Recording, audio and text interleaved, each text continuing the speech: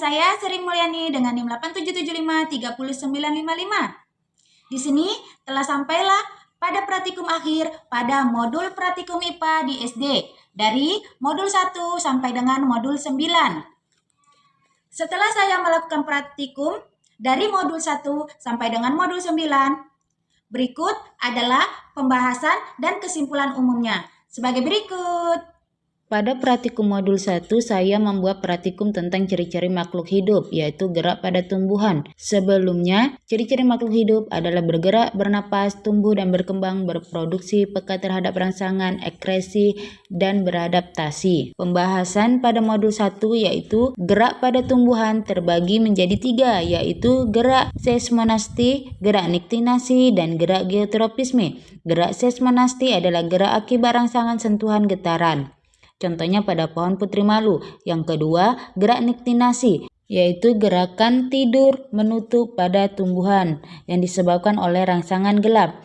Dan yang ketiga, gerak geotropisme adalah gerak akibat gravitasi bumi. Kesimpulan gerak pada tumbuhan terjadi sebagai respon terhadap rangsangan seperti cahaya, sentuhan, dan gravitasi, serta bersifat pasif karena tumbuhan tidak berpindah tempat.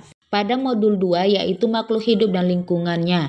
Untuk pembahasannya yaitu hubungan antara makhluk hidup dan lingkungan, ekosistem, rantai makanan, dan simbiosis. Untuk kesimpulannya dapat memahami keseimbangan makhluk hidup di sekitar, bahwa makhluk hidup saling terhubung dalam satu jaringan kehidupan dan lingkungan sekitar. Pada modul 3 yaitu makanan, meliputi jenis-jenis zat dalam makanan. Untuk percobaan dan pembahasannya yaitu untuk mengelompokkan jenis makanan berdasarkan kandungan gizinya. Sebagai pengujinya yaitu berupa karbohidrat, protein, lemak, dan vitamin, serta mengelompokkan bahan sayuran ke dalam kelompok makanan. Untuk kesimpulannya yaitu dapat mengenali kandungan gizi dan pola makanan yang sehat. Pada modul 4 yaitu mekanika, pembahasan yaitu gerak lurus beraturan atau GLB dan gerak lurus berubah beraturan atau GLBB.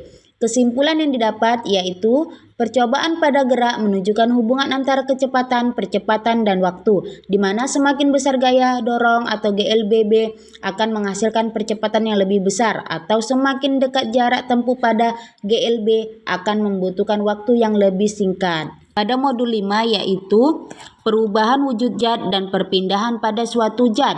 Pembahasan yaitu perubahan pada wujud zat cair, mengkristal, menguap, menyublin, dan mengembun. Kesimpulannya, perubahan wujud zat dipengaruhi oleh suhu dan tekanan. Untuk modul 6 yaitu gelombang. Pembahasannya jenis-jenis gelombang.